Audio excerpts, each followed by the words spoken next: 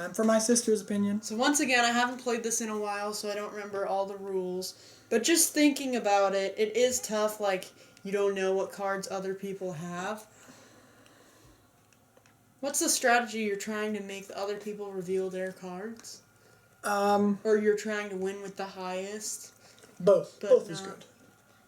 You're trying to have the highest. Know. You're trying to have the highest at the end and try to get the other players eliminated. It's not very common where we get to the end of the deck. We usually just eliminate everyone else. But the one card will let you guess people's number except for the number 1. That one's crazy. One of them, I think it's 2, where you draw the top card and put it anywhere on the deck. 3 is like, compare this with someone else's card. If it's higher, you beat them and they're out of the game. Player elimination holds this game back, but it's still really fun to me. Fun. I'd have to play it again, but it's fun. And so, next is Camel Up. That was so cool. This is a big heavyweight, not wrestling, heavyweight championship. Heavyweight game, because there is a big box and it's got a lot. Now, don't be fooled. It is most definitely easy for kids to understand. How expensive is this game? This game's like $40, I believe. I believe it. And we got it at Goodwill for $5? Like $8, I believe. Guys. I knew when we first saw this game, it was gonna be a good one. The pyramid dice roller, so cool. Yes. The coins, so cool. The characters, really ugly. I love how that went. The dice, really cool. The camels. They could have added a little more detail, but I liked the colors. It's different texture also. You know? Stare into the camel's face. I love cool pieces, and these are so cool. If you have the old version, not saying you need the new version. Keep your old version. Don't get the new unless it's like a gift, because didn't they say the old one's pretty better? I don't know. They're pretty similar, but you won't get this in the old one. Get the palm tree. But I will just say, yeah, keep your older one. You don't need the new one. It doesn't change much.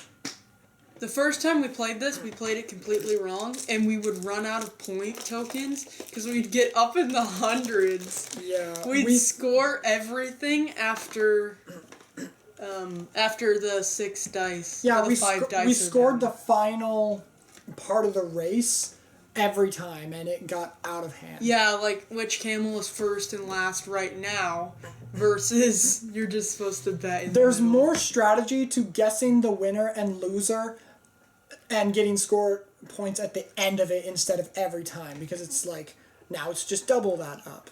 Yes. The fact that now, in the original Camel Up, I'm pretty sure they had this pyramid, but it was cardboard, and you use every die. In this one, you only use 5 dice, so now it's more strategic of like, which one is not going to move. Mm-hmm. And the black and white, or is it gray? Black and white, but the dice is gray. Nice. That's really smart. Because if you had 2 dice for one for the black, one for the white, that would be unbalanced. Yeah. There are the colored camels, then there's the crazy camel. Who go backwards on the track. And it can like piggyback on top of the other ones, or let's say red is winning, they move 1 forward and they're on the crazy camel. The crazy camel is going to start moving them back.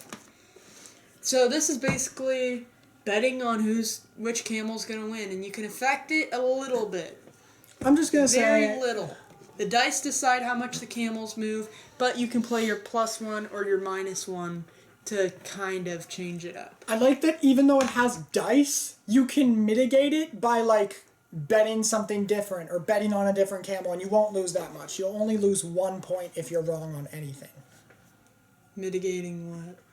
I meant like when you roll the dice, you can't re-roll them, I know, but like the dice are not the main selling point. They're not like I roll the dice and do... Betting on the camels. It's not like I roll the dice and do something. They don't determine my actions. They determine the camel's actions only. Which, yeah, the dice determine what the camels do, which is what we're betting on. Versus like Yahtzee is the dice are your friend until they break your game.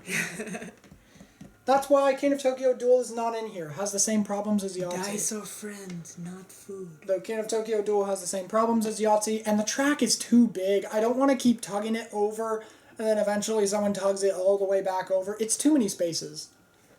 So this one's really cool. I love all the cool pieces. Sorry for every time I get off track. No, I did it too. They could have had not as weird looking characters. What's it called when it looks so realistic? Uncanny Valley. Uncanny Valley. Uncatty Valley. Uncatty cat. Uncanny Valley. Look at those ugly faces. Now, I will say, this game says 3 to 8 players. It totally works with 2. Maybe the crazy camels are what made it to a 2-player. Or a 2-player last time. But it works with 2, but yeah, 3 is more fun. Yeah, it's better with 3. That's why they do that. They want you to have the best game with the lowest player count. But one game has 2 players, and I strongly disagree, and that's Suspicion. And what you know you're getting into when you play this game is you're not going to know what the camels are doing, who's going to win, until the end. So that's the strategy of like, oh, I think green could pull ahead. And it's kind of guessing, but also you can see like, oh, we haven't rolled blue in 2 turns, so blue's probably going to get last. Like, you can guess, but you really don't know. That's what's so crazy. It switches up so fast. Like, red could be 1 away, and then green rolls a 3 and wins the whole thing. You never know until the end. This game is all over the place. It is a card game, a dice game, a board game, a betting game, a push your luck game. An Uncanny Valley game. An Uncanny Valley A game by Stefan Bogan. I don't know who that is. It was originally made by Z-Man Games, who made Pandemic. But apparently the company said, nah, we don't want the 2nd edition. You can have it. I forgot what the first was like.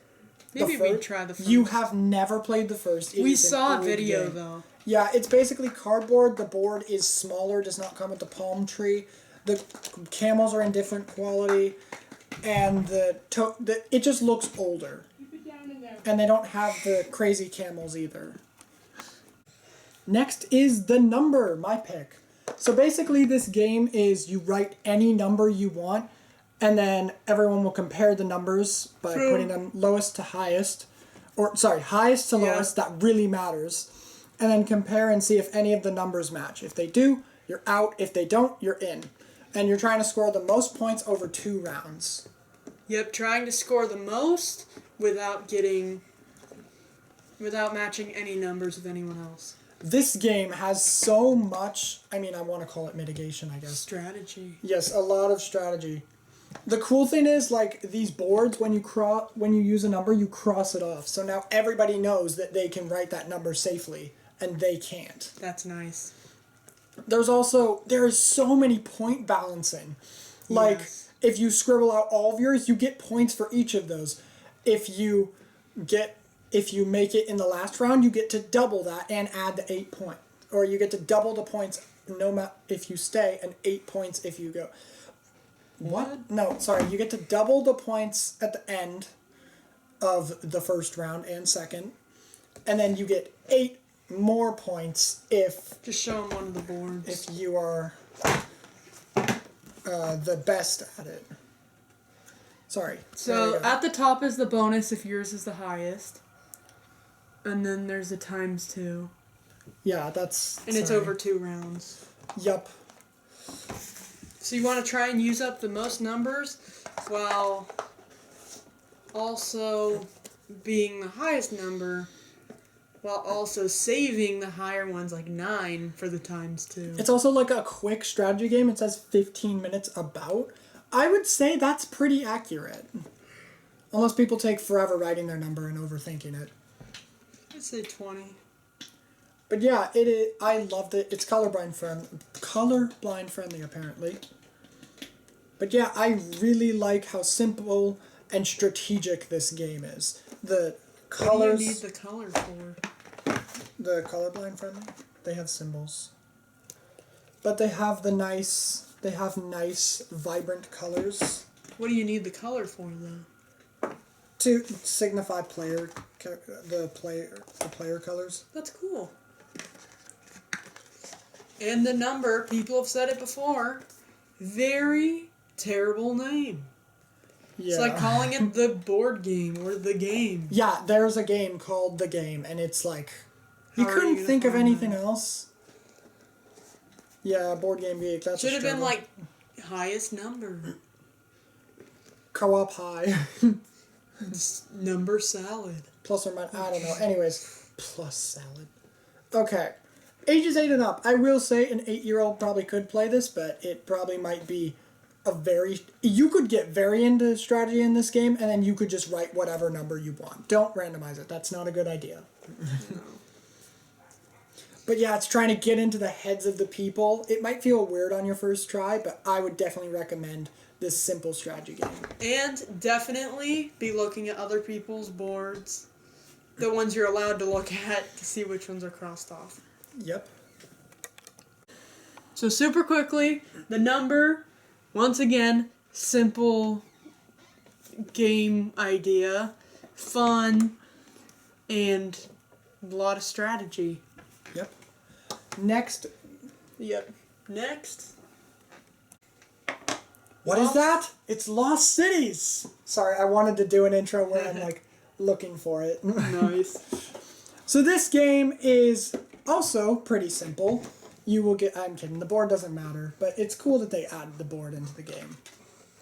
But basically... The board matters. Don't be fooled by how simple this sounds. But basically you're trying to build the big groups and like double it and triple it without like... Or you're trying to score the most points by visiting, allegedly, places and placing high number cards in order. So like I could play 1, 2, 3, stuff like that. I'm trying to play that and get over 20. But what's tough is it's in a deck. So you don't know what the other player has. If you're trying to get all the way up to 10 and you only have 1, 6, 7, you don't know if you want to play past your... Oh wait, there isn't a 1. 2, 6, 7. Yeah, I was You don't wrong know. too. You don't want to play... Or, sorry. You don't know if you want to play The your number- 6 and 7. Yeah. Because you could get a 3, 4, 5, whatever. You get what I mean. Yeah. But basically on your turn you'll be able to play a card and then draw from any of the piles. Yup, that's right. This game has 5 discard piles of each color. So it's kind of the same thought as Spite and Malice. A little bit of like, you have to go in order, but there's not multiple of the same number. Like Yes, there there's... is in the different colors, but I yes, know, but in in each the- color they have only one of that number. So you're right. Yeah. You're right. Okay. So it's who can score the most when you're both fighting for the same numbers, basically. There's the double up cards, which is if you get to 20, you can double it. Right? If no matter what you get, you double it. So the hard part about that is if you don't go over 20, like if you're less than 20, it doubles the negative number. So you got to be careful playing that betting card and make sure you have enough to work for it. Yeah, I'd say this game is risky because you don't know what Yes. you're going to get, and you have to pay 20 for expeditions. So at first you'd think like, oh, my score's going to be all the way up in the hundreds. No, his highest was like 40 or 60 Yeah. because you lose so... Sorry. Poor Sorry, pen. table. The poor pen. Because you lose so much on doing the expedition. So there could be colors where you're like, I only have 1 card in that. I'm not betting. Or I'm not going on the expedition. Because if you don't get up to 20, you lose money. Yeah, you lose points. Yeah, so don't bet if you don't have enough. And don't do the expedition if you don't have enough. Or you're just going to lose. One thing that I know you didn't mention, but I know that you don't like, is that it cuts off when the draw deck runs out. Yes, because I could still have cards I want to play, and he's like, nope, we're done. Like, why are you cutting off my gameplay? Let me have fun. So what we'll usually do is take the useless cards and make sure we all get what we usually want to do. Yes, I don't know if other people do that strategy, but we'll take the ones in the middle to elongate the game. Yeah, that's Lost Cities. We looked out for it and found a good game. It is so recent that we got this, but I just really like it. Yeah, it's a simple 2-player game. You guys, funny story. So my brother says, like, with a lot of games, you can play face up. We played this face up the first time, and it was so broken. I'm like, oh, you have that card. I need to mention this. When someone You're not supposed to know each other's cards. 2-player games, it's broken. But any other player count, usually it could work. It can help you when you don't know what you're supposed to do. Yeah, in 2-player, never play with your hand face up. But in any other player games, unless the cards literally need to be secret, like Clue Conspiracy, do not do that with face up cards. Oh. Broken. No, are you dumb? You're all going to get killed. Escape game, but with face up cards. Yeah. Because then you're like, oh, you have that? No, I see it in your hand. You don't have it. You're lying to me. Oh, sounds fishy with face-up cards. With face-up fish is just stupid, broken, breaks the whole game. Anyways, that's Lost Cities. Wait, can you play Exploding Kittens face-up? No.